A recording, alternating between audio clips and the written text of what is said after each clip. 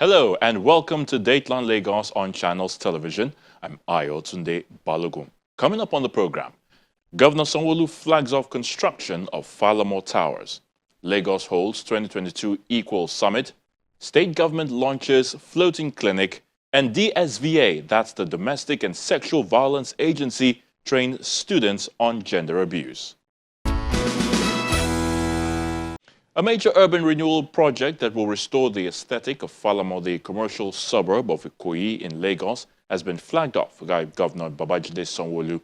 He says government is constructing Falama Towers, a sky-high real estate that will provide more homes for the people of Lagos. The Lagos State Governor, Babajide Sanwo-Olu, is making giant strides in a bid to change the face of the nation's commercial nerve center.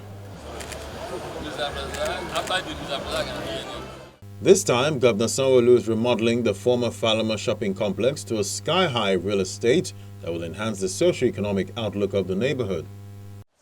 The State Development and Property Corporation will handle the project alongside Afriland Properties PLC to improve the aesthetics of the Ikoyi area. Here used to stand the then ultra-modern Falama shopping complex, developed and managed by NSDPC. The complex was a haven for the middle and upper class shoppers who visited to purchase their daily needs. In addition, it also housed banks and offices for mostly professional practices and some SMEs. Over 40 years down the line, the corporation, in its decision to renew some of its facilities, had deemed it fit to redevelop the complex, taking into consideration the realities of today's needs as well as the environmental impact.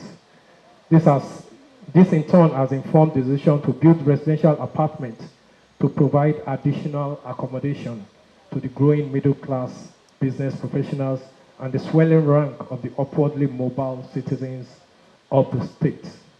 Through our long-term investment in real estate, we will create employment, economic prosperity, and social wealth that will transform Ikoyi, Lagos, transform Nigeria, and transform the African continent. Afriland Properties PLC is a subsidiary of Hares Holdings, owned by former entrepreneur and banker Mr. Tony Elumilu. He's excited about the partnership with the Lagos State government to construct the Falama iconic towers. We believe that the development of our continent, our country, lies to a large extent in the hands of private sector. But for private sector to do well, our political leadership must create the right environment. When this journey started, we had usual disagreement, but the governor, when he took over, he said we must make progress. And one day, I got a call from another leader who said, we need to bring back this iconic development to Lagos and Nigeria's people. So I want to say thank you to the governor and thank you for other leaders who believe in the power of private sector to develop our country. Falama Towers will be developed on 11,950 square meters of land that will offer more accommodation for residents. Falama has a lot of history behind it. The name, the location, where it sits in Lagos, where it sits in Ikoyi, has decades of history behind it. And so for us to be bringing back the old name, the old glory, the old ambience that we all grew up to know, I think it's very, very phenomenal, and it's an history that we should not forget. And like they've said, with the best of intentions, good intentions also has its own time before it nurtures. I was privileged to be the MD of LSCPC when we all started this almost 10 years ago. And, it's interesting looking at Uzo, looking at Mrs. Abdurazak. We've all gone through arbitration. We've all fought ourselves. But each time we know that we shouldn't throw a wrong punch because we all agree that this is something that we should be doing. And like the chairman rightly said, you don't start a fight and believe that you cannot have an handshake. And I think people need to understand and live with that experience. And I want to thank first everyone from the chairman of House Holding, Mr. Tony Elumelu, for putting together the financial package that will make sure that this thing succeeds. The monies that we're going to be spending here is a lot more now than what was thought of then. But it is also a bigger transaction that speaks to the reality of today. A lot of our youth, a lot of our young people, like I can see all these beautiful ladies, they need accommodation. And they want to have the accommodation in the heart, in the center of where they all grew up. This is for you. So you start saving for Falama Towers. You start saving for Falama Heights. Because it will be a place where all of you will be truly, truly proud of. 1 bed, 2 bed, 3 bed. It speaks to the reality of the young people of today. And it speaks to the reality of the middle class of today. And it speaks also to the reality of upper middle class that want to live in a space like this. And to also speak to the very, very old owners of Falama Shopping Center. We've also said that it is inclusiveness, it's a sustainable development that we're doing, and everybody will also have a pie, have a part of it. To the glory of God and to the benefit of mankind. The turning of sod marks the beginning of the project, which is expected to be completed in 30 months. From infrastructure development to the education sector, the Lagos State government is advocating collective commitment from the private sector to achieve quality and equitable education in Lagos. This is according to the State Deputy Governor of Lagos State, Mr. Kadri Hamzat, who made this comment at the 2022 Equal Summit at the Eko Hotel and Suites, Victoria Island. He says the current administration paid 1.1 billion naira for the WAEC students for 2022 and will continue to ensure that all students in Lagos receive quality education in a conducive learning environment. The Deputy Governor of Lagos, Kadri Hamzat, arrives at the venue of the 2022 Equal Summit in Victoria Island, Lagos. The event, organized by the State Ministry of Education in collaboration with the Office of Sustainable Development Goals and Investment, serves as a platform to showcase the strides of the Lagos State government in improving the education system and open up opportunities for public-private partnerships across the education value chain. Lagos State is blessed. No doubt, the education sector has received massive infrastructure development in the last 3 years, and the State Commissioner for Education confirms that over 20 billion naira has been spent to upgrade the learning environment. In the past 3 years, we have spent over 23.6 billion naira on various projects, on 1,449 unique projects actually, covering 61% of the schools in the state, and we've done 96,334 dual seats. So that means we have double that number for the students. And so the government started off actually with transforming, repairing, ensuring that existing schools were fit for purpose. And this is what we have done so far. We're still working. We've also invested significantly in technology. You can see some of the things that we've done. We brought in learning devices. You saw the students using them. They are still using them, and we can still track them. I have a master device that can track who's using, and many of them are still in use. That was during COVID, but we haven't stopped because we do have an online portal where we downloaded our curriculum, where the students can learn, self-pace themselves with quizzes, and so they can communicate with their teachers and all. And just today, we took delivery of another 18,000 devices that we're going to give our students in the remote areas. Now you say remote areas, do they have access to the internet? Yes, what we've done is that we've given them cloud servers in those remote areas. Getting children off the streets is also a major task undertaken by the state government to reduce the number of those out of school. I'm happy to report to you today, as part of our strategy, we also looked at the causative agents of the menace of out of school children. And one of those causative agents is the socio-economic factor. We also have an alliance with the Ministry of Women Affairs and Poverty Alleviation.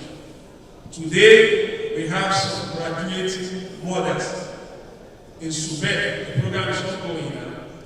We are going to empower the mothers who are ready and willing to learn some skills so that they can also bring their kids to school.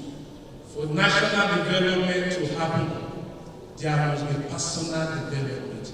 In fact, the summation and the aggregate of all the personal development, it is what is known as national development. On that note, I want to appeal to us, particularly educationally inclined individual firms, corporations, to continue to support us. We cannot do it alone.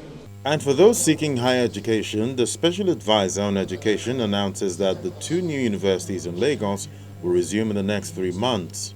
In 1984, 1884, or 1883, the former governor of Lagos State, Babaja Kande, set up LASU. Lagos was 5 million population. In February, the deputy governor, the House, were able to drive the process and enable Lagos to have 2 new universities. The University of Falama and the University of Education.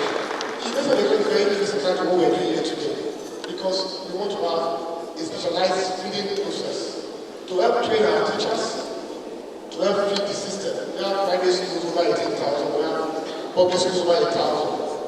We must be sure that those that will come and teach these students are well known for the purpose, fit for purpose. And the Deputy Governor, Kadri Hamzat, assures the people of continuous investment in the sector, which will also reflect in the next budgetary allocation. Some of the resources and effort invested in the past 2 years have been modest and have been encouraging by giving us improved performances of our students in national and international examinations. We must therefore be rest assured that whatever support we are able to give will go a long way in raising the performance and standards of our children. Let me also emphasize there are several concession opportunities for private organizations who will participate in this collaboration through their corporate social responsibilities and the institutional resources to drive knowledge and other beautiful practices. And the council will also support to provide the 21st century focus professional philosophy. I will therefore encourage all prospective private sector partners to reach out to us through the Ministry of Education or Office of SDGI for support and advice on the best way to make the collaboration practical and in a manner we can fulfill our arduous responsibility of building the best workforce for tomorrow. The event is rounded off with an award presentation to some private sector organizations who are supporting the state government in raising the standard of education, as well as female police officer who help students cross the road freely without getting hurt. Now to emergency services, and for those who engage in the state's water transportation, the Lagos State government has unveiled a floating clinic that will help address emergency cases on the waterways. The permanent secretary from the Ministry of Health, Dr. Olusegun Ogboye, at an event says the emergency boat will also be used to reach out to children in the riverine areas who will be administered vaccines in the fight against measles.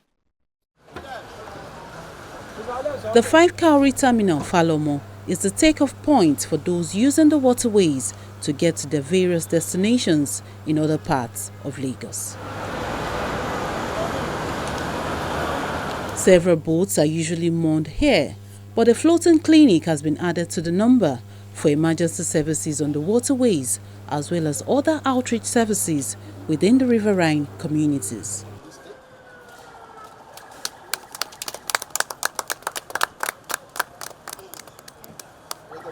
This initiative from the Lagos State Ministry of Health will also help fast-track the measles vaccination across the state.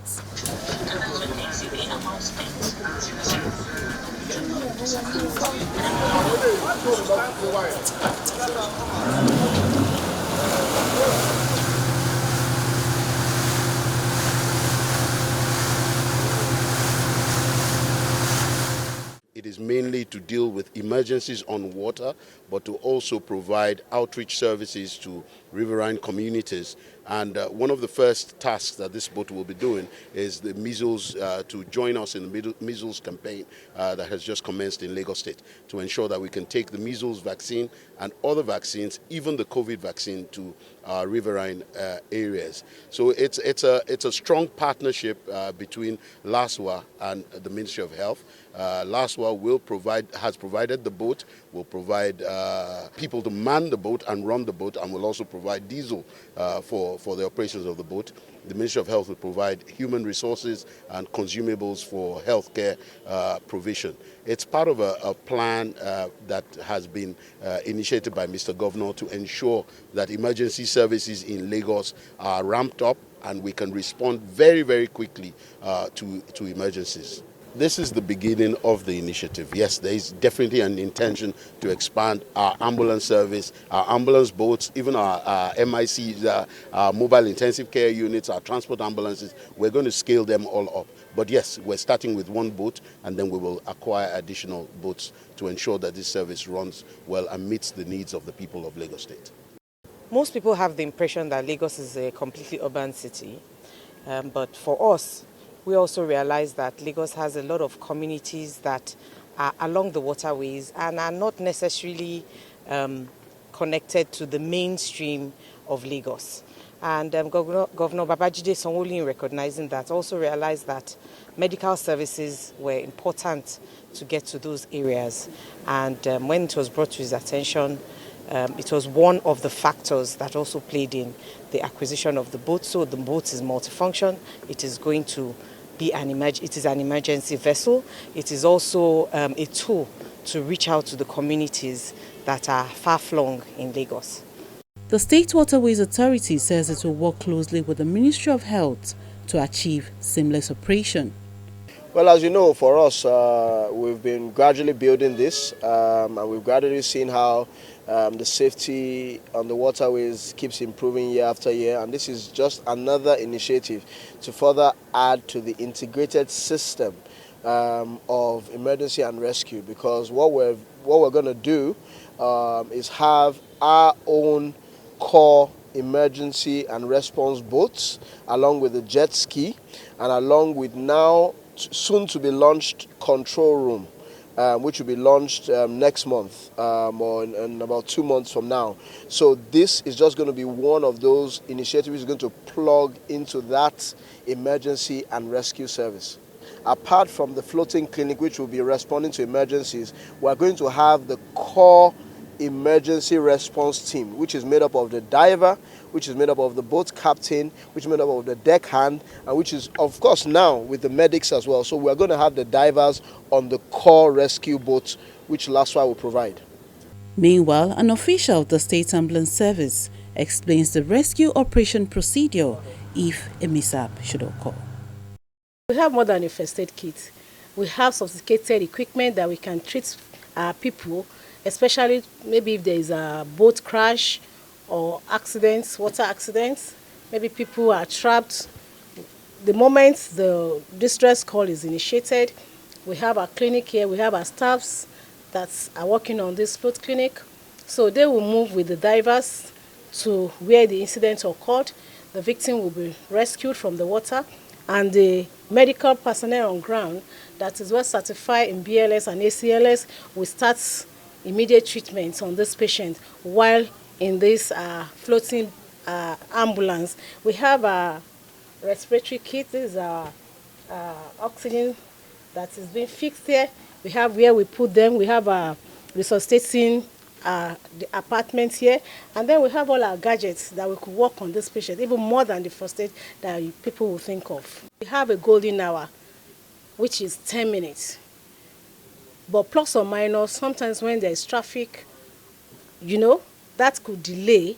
But while en route to the hospital, the patient will have received optimal care from the ambulance crew. And while on this float clinic too, and on the water, there is no traffic. So as fast as possible, as swift as possible, this patient will be rescued, bring on land, and there will be a waiting ambulance that will take the patient to a referral hospital, which is very close to us. Like now we're in Falama, we have our General Hospital Lagos that is there. If it happens in Ikorodu, we have Ikorodu General Hospital that the patient can quickly be attended to. The ambulance boat is made up of 4 sections: the wheelhouse, observation room, doctor's office, and the nurse area. The floating clinic is well equipped with everything necessary to deal with emergencies.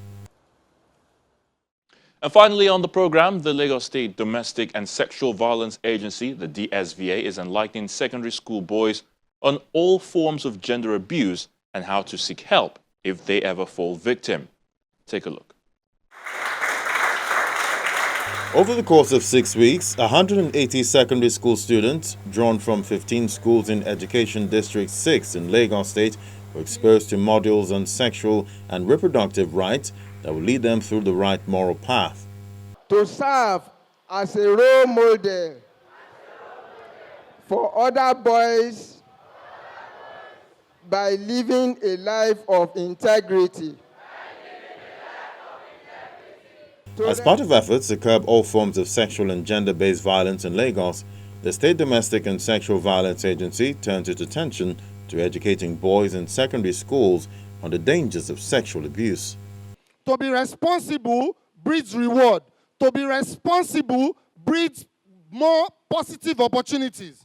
Now, to be irresponsible, you do not get any reward for being irresponsible.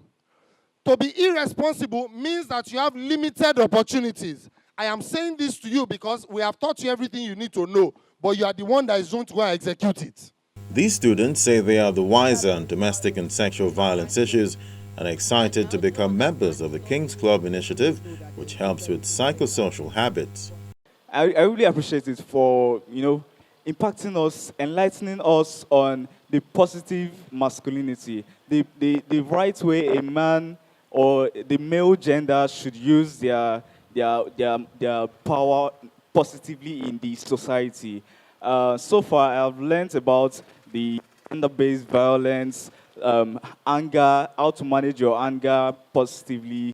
I've learned a lot about promoting positive masculinity, like violence, meaning of violence, and how to stay away from it, even anger. I'm a type of person who have an anger issue, but since after their teachings and their enlightenment, I really know how to control my anger.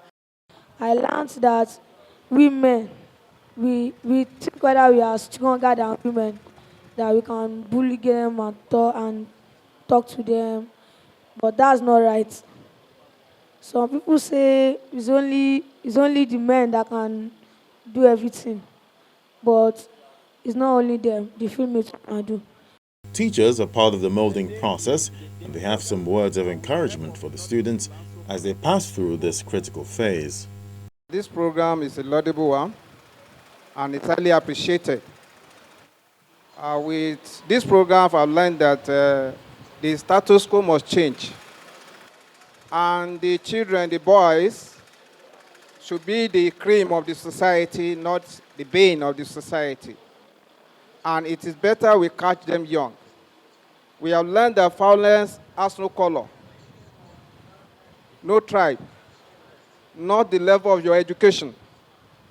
It crosses across tribes and religion, and nobody is even safe. And we've learned that many have become orphans because of violence, and many have become widows and widowers out of violence. Wars are broken out because of violence, but there must be a stop. The Permanent Secretary from the Ministry of Education appeals to students to always open up when exposed to any form of molestation. The incidence of domestic, sexual, and gender-based violence has become a cause for concern, and we all have a role to play in this regard. The inauguration essentially, and to reorientate these young students and their peers, is to avoid violence in all forms, particularly bullying and body shaming. We all know what body shaming is all about, do we? Yeah, sometimes you call your fellow students horrible, or you this fat thing, or fat girl or fat boy. That is part of body shaming. When you use the body description in a negative way, that is body shaming. And these have impact on the mental health of the victims. The ones you shame, the ones you call these negative names, it has mental health. It has negative impact on their mental health. And the essence, again, is to encourage the young students, speak up and report to the nearest authority in the case of inappropriate behavior, bullying or body shaming, and provide support to victims. So if you are a victim, if any of your fellow students is bullying you, is causing you mental torture by calling you a robot, you this fat thing, describing you negatively, report to the school authority. Meanwhile, the Executive Secretary of the Domestic and Sexual Violence Agency says the state government will stop at nothing in eradicating the menace in Lagos. We're doing this because a recent research revealed that we have more of men perpetrating domestic and sexual violence. We also have statistics that revealed that a good number of sex convicts that are currently serving time in the correctional facilities were abused at a young age. And so we thought it was expedient that we engage boys, young boys, from an early age on what it takes to be a boy, what it takes to be a man, engage them on issues relating to sexual and gender-based violence, sexual and reproductive rights and health, masculinity, anger management, tenacity, grit, and resilience. And that's what informed the development of this curriculum, which we teach boys over a period of 6 weeks by seasoned mentors and facilitators. And we hope that we can use the education system to create a sustainable structure to dismantle patriarchy and lead about positive behavioral mindset change. This initiative is a continuous exercise that will spread across all schools in Lagos State. This is where we call it today on this week's edition of Dateline Lagos. Thank you for watching. I'm Ayotunde Balogun. Until next time, please stay safe.